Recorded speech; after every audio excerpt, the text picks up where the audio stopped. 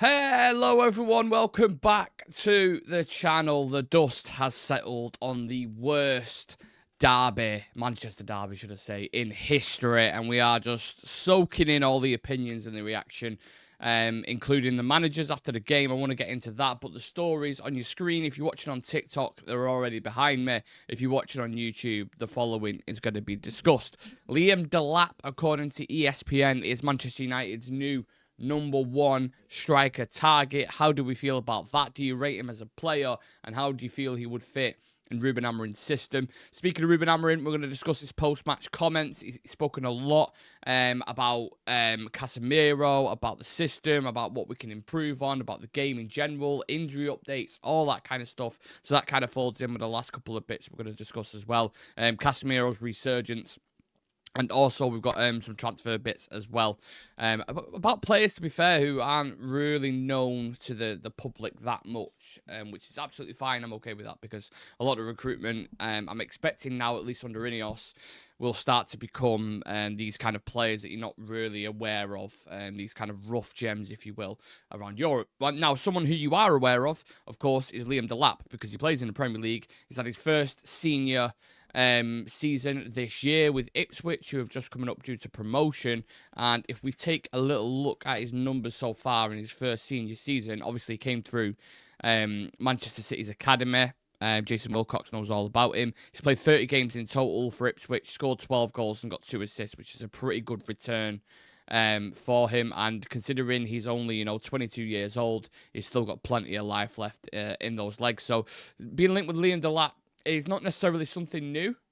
That we've been linked with him before, but I think it's quite bold for ESPN in particular to go forward and say this is who United are going for #1, because there's a couple of interesting things with let's say the bigger targets. I don't want to disrespect Liam Delap, but when you talk about the Osimhens of this world and your Gyökereses, you would imagine they're probably going to be in more demand, right, to the clubs that are in Champions League, which makes it tricky. Now, if we win the Champions League, I'm sure that narrative will flip and that narrative will change, and it'll be a lot easier to say, Victor, which Victor are we talking about? Gyökeres, Osimhen, come to United. Amorim's got this exciting system. Victor knows all about it anyway. They're both called Victor, fucking hell. Gyökeres, let's just call him Gyöker and Ozzy. Gyöker and Ozzy. So Gyöker obviously knows all about Rúben Amorim's system. He's played in it before, so the transition should be seamless. But at the same time, they're at an age now, 26, 27, where if they're going to sign a new 5-year contract, do they necessarily want that to be trying to rebuild at United, or do they want to go somewhere and win something? You would imagine probably the latter, right? So, for example, Arsenal, as much kind of shit that we give them, that they are constantly bottling it, they're always finishing second, they're always looking for that extra push. If they, in my opinion, at least, people might disagree with this, if they was to bring in someone like an Osimhen or that kind of ilk, that kind of proper out-and-out #9, that brute who's going to bag you 20 to 30 goals a season, which I believe Osimhen could do in the Premier League, I think that's what takes them to the next step. I think if they had Osimhen this season, I think they would be challenging Liverpool for the title. And I think they could go and win that title. So that's the proposition that these clubs are putting on the table. You're the last piece to this puzzle. We could go and win a title. What United are offering is more like, look, I know you're 26, 27, etc., but if you come here, we do have a plan within the next few years to try and win the league. And then you can turn around and say, well, with all due respect, you're currently in the bottom half of the table. You've gone out of the FA Cup, you've gone out of the Carabao Cup, you've got the Europa League, and that's it. And if you go out of that as well, you've had a really disappointing season. And I don't want to spend my last 5-6 years, my prime years, trying to rebuild this club, which you have to respect and you have to understand. So what happens is you get these kind of targets like Liam Delap, who I would say are just a level below that, because players like Osimhen and Gyökeres have been scoring fucking 30 to 50 goals in Europe for multiple years, right? You get someone like Liam Delap, who was more at the phase where Gyökeres was when Amorim signed him. So Amorim brought in Viktor Gyökeres in from Coventry, I think it was, and made him the striker he is today, or at least helped along that path. It weren't just all Amorim. So I suspect maybe they're looking at a similar thing in Liam Delap. Jason Wilcox knows him very, very well. He's worked with him before. He knows what he's about, and I think he's probably tailored to the system. He's strong enough. I think his positioning in the box is really, really good. I think playing off him, I think he can improve in that in bits. He's not absolutely rapid, but he's by no means slow. He can hold his pace. And I think, obviously, he's a top finisher. He's scoring 12 goals in 30 games for Ipswich, then, he's doing something right in his debut season. And, like you said, he's 22. You've got 8-10 years then to work with as well. So I'm not mad at that type of signing, but I look at United. I mean, go and watch the derby yesterday. It's one of those, isn't it? It's kind of like, you need that high-level strike. I don't know how many times I keep saying this. It's mad. Need a better right wing back, says Glenn. We do need a better right wing back. I mean, you can go through the full team. Look at how we was trying to build up yesterday, and I'll get on to Casemiros and Onana and stuff. We need some players who are really good at progressing the ball, and those kind of really elite technical midfielders. Because when you have Casemiro, Ugarte, Maguire in your team, and you're trying to progress it through the ranks, it makes it extremely difficult. And then you end up going long. And then because we have a striker in Højlund who isn't great with his back to goal, when we do go long, it ends up going straight back to the opposition. They recycle possession, and then they're back on the attack. Do you know what I mean? But in terms of Dalot, we were mentioning right wing back. I don't think he had a bad game yesterday. I think he's had a bad season. But I thought he was better in the past couple of games against City and Forest. I thought he was better than Dorgu's been, to be honest with you. But obviously Dorgu's only just joined the club, and I think Dorgu's got a lot higher ceiling and a lot more potential. So yeah, we've got a lot of priorities going into the summer. You got wing backs, you've got midfielders, centre backs, and striker, and then you've got those inside 10 positions as well that you need to kind of address, and then you need specialists in those positions. So it almost makes it virtually impossible, because every team's got a massive rebuild this summer. Every team wants to do something. You've got City, who want to invest quite a lot. Obviously, they've completely fallen off. You had Liverpool, who they didn't invest last summer. So you're damn right they're going to spend some money in the summer, makes it more tricky. Newcastle are just teetering on that edge of Champions League football, and they just won a trophy, so they'll go for a push. They don't know who they're going to lose. They could lose an Isaac, so they need to reinvest. They'll need a striker. Arsenal need a striker, and you already had Arteta come out and say that they're going to have a massive summer. So you can go through all the teams. It's going to be hugely competitive, and I think what United are going to try and do is box clever in the summer. I think that's what you're going to see. Tano saying, please, I pray to let Onana go away. Would you take Barella at United? In a absolute heartbeat, I would take Barella. He would be perfect for us. Obviously, playing at Inter Milan as well. I'm not saying it's the exact same system. I think that's lazy to say Amorim and Inzaghi play the exact same system, but positionally, I think it would be kind of similar. And obviously, he's fantastic at progressing the ball as well. So Barella, I would absolutely take. But let me know your thoughts on Liam Delap. Would you take him, yes or no, at United? Charlie's saying, we do need to look at Tier 2 or Tier 3 strikers. The Tier 1 strikers will not come to United since we won't pay them the money that they want.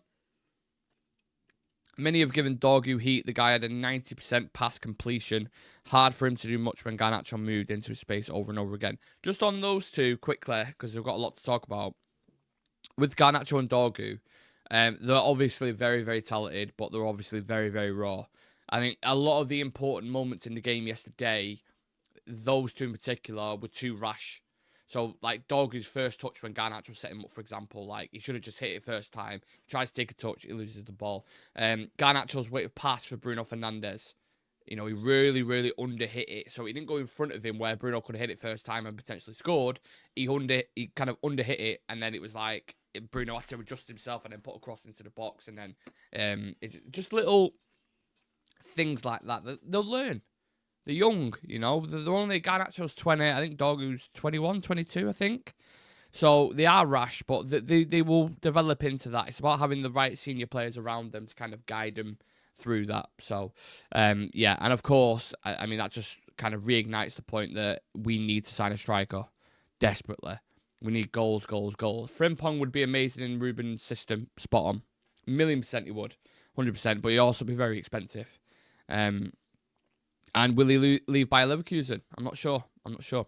On Ruben Amorim, there's a couple of bits after the game last night that we didn't discuss when we did the review. And he got asked about how tough it'll be for Man United to move away from being a transitional team.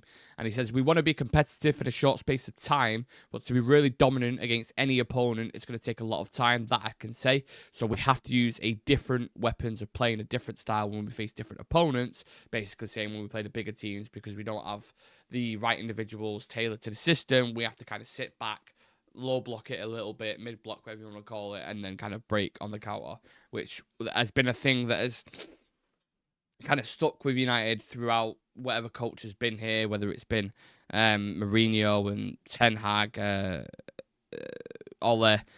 This has happened because we go from manager to manager, buying different players for them and buying reactive signings, so you end up with a real mixed bag of players. And when you're trying to implement a system with players that were brought in for different reasons, it's just virtually impossible, innit? You know what I mean? So having one way and one coach and recruited specifically for that system going forward, no matter what, should be better long term for the future. But he goes on to say we have so much to improve in every aspect of the game: build up, transition, decision in the final third. We have to improve in every aspect. And I think I wanted to ask you lot, what kind of specific improvements have you seen from Ruben Amorim? If you're looking at this through a magnifying glass and you're trying to discuss, okay, since he's come in, it's been a bit of a nightmare. He said we could expect a storm. December was tough. January was tough. Now, February onwards, I would probably say, maybe March onwards, I'm not sure. It seems to have got a bit better. There seems to be a bit more of an understanding. I think connections on the pitch, for me personally, I think we look drilled better as a defensive unit. When we have possession, it's better. I think the players are starting to understand their roles, and I think an example of that, you can use Lenny Yoro.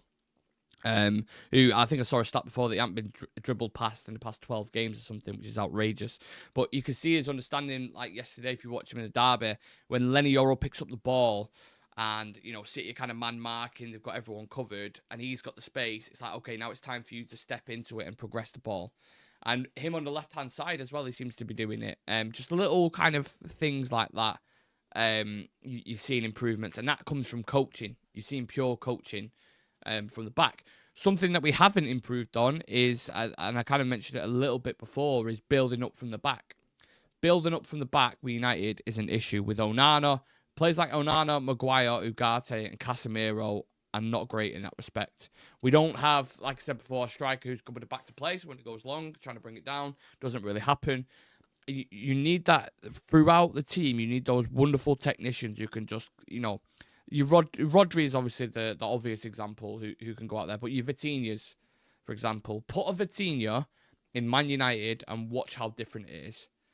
We don't have that combination or that balance in midfield, that those players at centre back as well who's really good at it. People think Maguire's amazing on the ball, right? He's got a good switch of play, but receiving it with his back to goal or playing the little intricate through the lines, he's not amazing at. He can do it. But there are centre-backs out there that are better at that. And this goes back to what we're talking about, having tailored, suited players in this system that fits us. Do you know what I mean? Thank you for the gift badge, Bambia Anami, I think it is. Forget Delap, get Osimhen or Gyökeres. Yeah, listen, if wishes were fishes, mate, the whole world would be an ocean. But I want to hear specifics from people. You're watching United now, right? Where have we improved? What are you happy with? What are you unhappy with? Talk to me, United fans. Get in the chat. On injury updates, Amorim got asked if Kobbie Mainoo could return to Lyon. He says, we'll see. Mason Mount is ready to do whatever he wants, of course. We have to look at the minutes. Kobbie Mainoo's training with us. We want to be careful, again, with our players, but maybe is going to be in our squad. He was also asked if Harry Maguire's injured. He said it's not an injury. It's just that we had time that we could use Harry without any danger. We cannot lose any more players. We have to try to divide the moments between the players. We have a really important game on Thursday. And look, speaking about Thursday, Lyon, that is the biggest game of the season. No doubt about it. A lot of people was looking at the derby, wasn't there, in kind of, you know, it weren't exciting going into it, and then certainly when the match finished, it wasn't any more exciting. It was even worse. It was probably, like we said, it was the worst derby you've seen for a bit. It was very friendly as well, very system against system, which Gary Neville obviously vented about. Which, by the way, just whilst I've got you here as well, later at 7 o'clock, we are going to do a show on pundits, ex-United players. Is it too much pressure? Is it negative pressure that they're putting out constantly every single week? We're going to discuss that whole kind of thing. That's going to be the topic for later on today. So it won't be a typical news show. It'll be a debate about Roy Keane and Gary Neville, Rio, and all these players who maybe are being too harsh at times, being too negative when it's not needed. And I think that's a conversation for later. Some people might argue that's the whole point of the show, to kind of find the truth in that conversation. But Thursday, very important game. We're going to have the preview for the Lyon game tomorrow, so make sure you come and tune in for that. I think it's very interesting to see how we deal with their individual threats. Your Mika Tuadze's, your Ryan Cherky's. Obviously, they've got a few old school players in there, aren't they, into Tolisso and Lacazette and these kind of guys. But United, with that team, with the players that they've got, I think should be going to Lyon and should be getting a result there. A professional result. If you set up how you did against City, but you actually take your chances, you can go there and get a 1-0 win or a 2-0 win. And this is going to be... This has such a huge... I mean, I don't need to tell you this. You guys already know it. But it has such a huge domino effect on next season. Because if you win the Europa League and you get into the Champions League, financially, it's mega for you. Attracting players, it's mega for you. And just the whole feeling around the club and everything, the PSR, it's just... It'd be amazing for us to get in there. Whether we actually compete or not in the Champions League is obviously a different conversation. Your recruitment would have to be really, really good. But I do think... Again, I don't know if it's just me, but I do think next season, I think there is going to be a springboard into that top half of the table. I'm not saying we'll be competing for Champions League, but I think top 6 we'll be pushing for.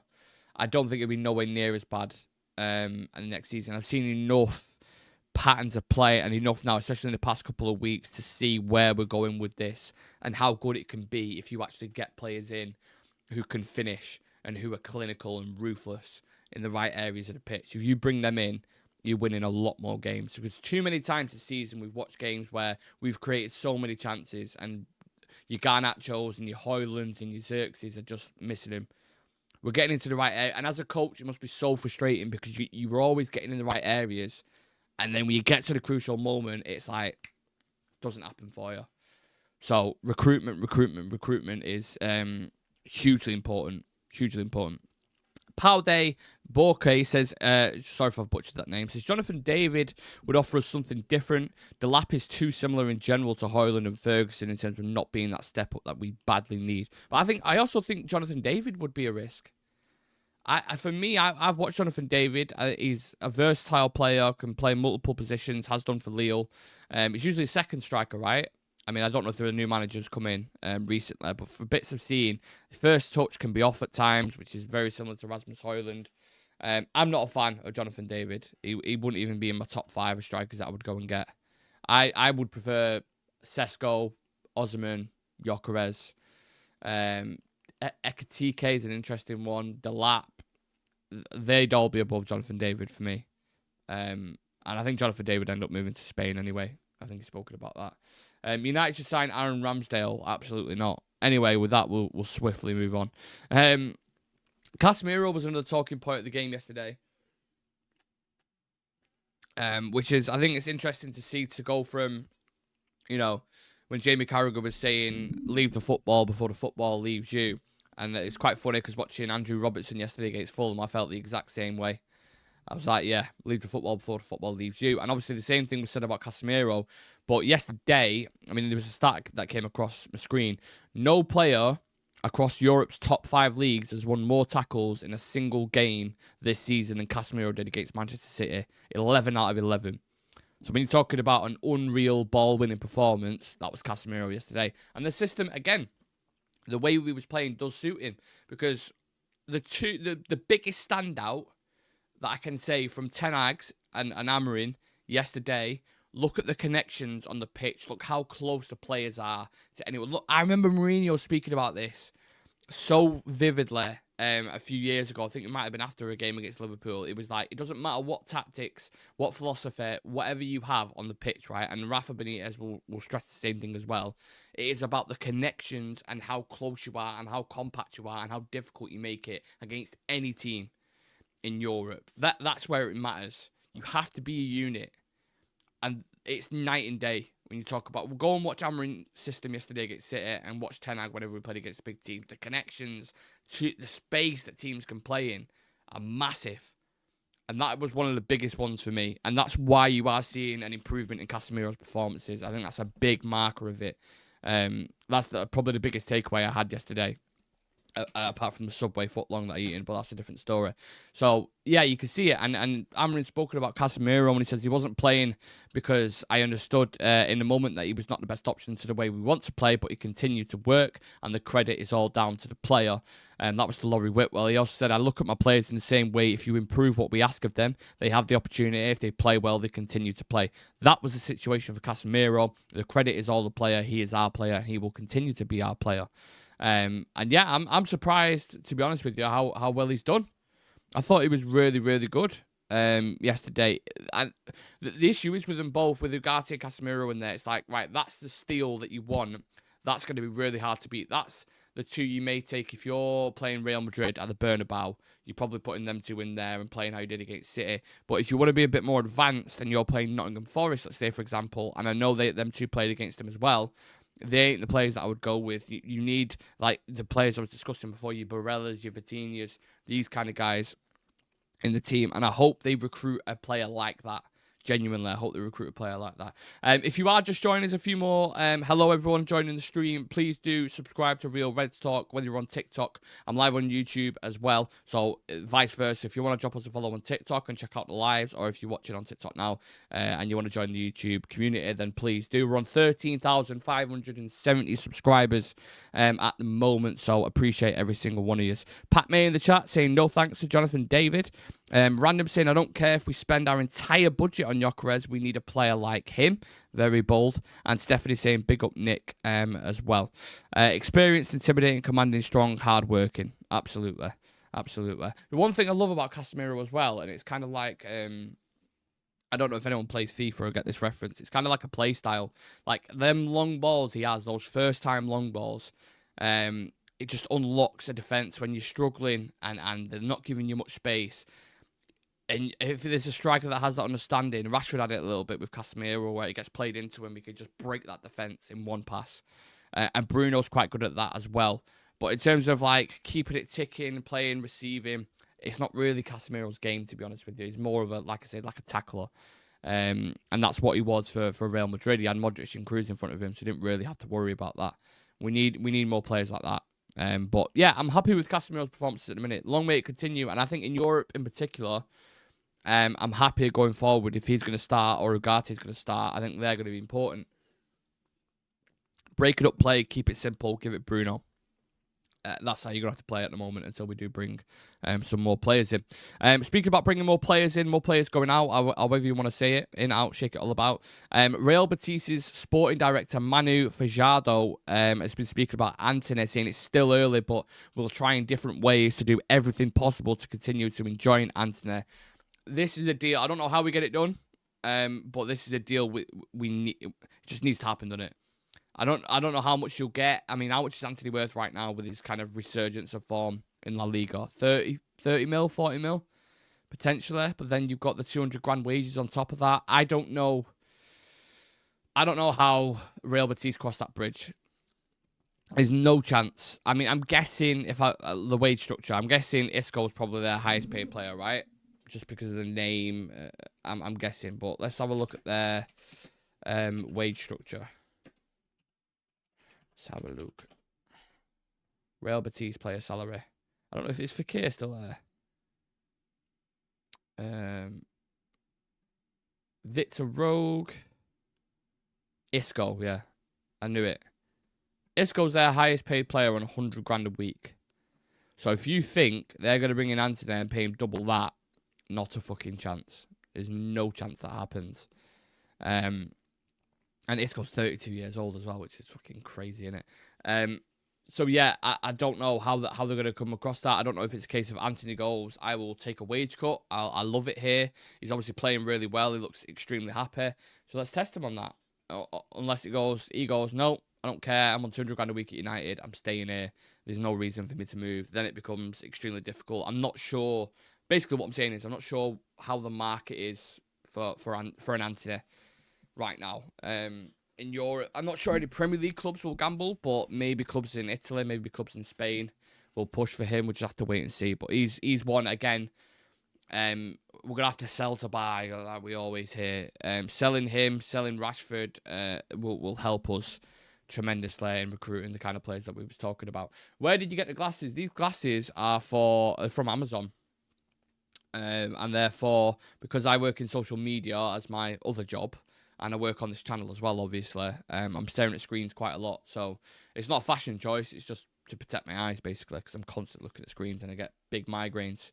Yeah. I see Casemiros getting called up to the Brazil team, playing like this. Really happy with him. It'd be nice for him, wouldn't it? It would be nice that. I hope he does.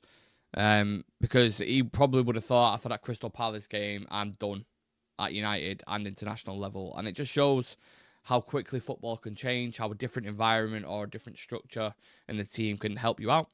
Casemiros, Tiger, tackling at the moment, real winner. Shame at the twilight of his career, but he's still a top professional. Just to not have the loss on the books. Arloni's playing well is a good thing. Anthony would probably have scored those misses from Anthony. That's the ironic thing. But you say that, but I remember Anthony getting a chance against... Oh, who was it? Was it not Arsenal? Where he basically cleared it off the line. And he could have just tapped it in. It was more difficult to not score than it was to score. And he still managed to do it. So, yeah. If he's doing... Bodo Glimt, was that it? Yeah, Bodo Glimt. My God, I remember that chance. I was like, oh... Jesus Christ. But Rashford's doing well. Anthony's doing well. Get him sold whilst you can. Don't have this thing now where you're like, oh, well, they're playing well at a different club, so let's bring them back. No. Don't let them fool you. Because they'll come back to United and you'll see the same patterns again. It happens. Players go off elsewhere and they do better in a different environment. It is what it is. Get the money for him whilst they're hot right now. Don't make the mistake of bringing them back and thinking you can reintegrate them back into the squad. We also had another bit of news about a player I haven't particularly heard of or watched much of, but apparently United are interested in Fiorentina's centre-back, Pietro Camuso, and have sent scouts to watch him several times in his recent games. Now, I don't know much about Fiorentina. I don't watch him week in, week out. However, I do know Forest signed a centre-back from Fiorentina in Milenkovic, who's doing incredibly well this season. So if it ends up anything like him, then absolutely fantastic. But it's a player I haven't heard of. And like I've almost come full circle here because I started the show talking about this. I don't mind if we're signing players like that. You know? Who had heard of Julian Alvarez before Man City signed him? It weren't like a massive name, was it? And then he's gone on to do what he's done. So if we're signing gems around Europe who are, 10, 15, 20 million, but have huge potential and we have a huge scope, I now trust Ineos and Wilcox and people like this to go and get these players and build them up. I just do. I have that because I think the recruitment has been much better recently. I think there's an actual strategic plan to bring in certain players. And yeah, I'm happy with it. I don't know what you lot think, but if the days have gone of signing the obvious, overpaid, overhyped social media stars, then that can only be beneficial. Sorry, I was going to say positive. Hold on. Not one of your signings have worked. Not one of your signings have worked since Fernandes. Well, Euro for me looks like a super exciting player. Obviously we spent a lot of money on him, £50 million, but he's probably one of the best centre backs under the age of 20 right now, or the best one at his age. Super exciting. He's been pretty good. Ugate's been pretty solid. I think he can improve in certain areas, but I think for what you buy him for specifically, I think he's been decent. Mazraoui for 15 million. If you don't think that's good recruitment, then he's smoking some sort of substances that I've never heard of before, because he's been sensational for that amount. So to say our recruitment has been better, that's just a straight up lie, innit? Let's be honest. Straight up lie. United was linked with Alvarez. I remember under Ragnick. Fun fact, actually, random. Sorry, not random, Charlie. One of the first video we ever did on this channel, on Instagram I think it was about Julian Alvarez and why we should sign him. That was the first. You could go back 3 years ago, I think it was. This is me in a room, no microphone, very echoey, saying, I think we should sign Alvarez because this. And we did a whole kind of breakdown of it. But yeah, it's crazy, isn't it? 15 mil and then flipped him for, was it 80 mil? Atletico bought him for or something. Crazy. For 1.5 seasons before City got him, Yoro's getting better with every game. We need an experienced striker. That's from Triple M. Spot on, Triple. Absolutely. Majrari's world class. Majrari and Delap both solid signings. That's what I mean. The recruitment has been, I don't even think it's a question at this point. It's not been unbelievable. But it's been better, hasn't it? And let's be clear, it's been a fucking low bar to go off, hasn't it? So, yeah, I think it has been better, personally. Daylight robbery, as Triple M describes it. Yeah, spot on. Anyway, the 30-minute mark is here. I shall leave it at that. As mentioned, me and Sam, and I think Chivi, later on, it could be a few other lads on the show, 7 o'clock, we are going to debate the pundits, ex-United players at United, the added pressure that they're giving at the moment. Is it right? Is it wrong? Are they going too far with the criticism? We would love to get your opinion on that debate, so please do come and join us. I want to see as many of you in the chat, and we can have a conversation about it together. I was going to do bits of it in the afternoon show, but there was that much news and a minute to talk about, as you've just seen. I think that's better saving it for later at 7. So we'll be live later on. Hopefully we'll see you guys in there. Apart from that, it is Monday, so hopefully it's not been a shit Monday for you guys. And I'll chat to you in a bit, yeah?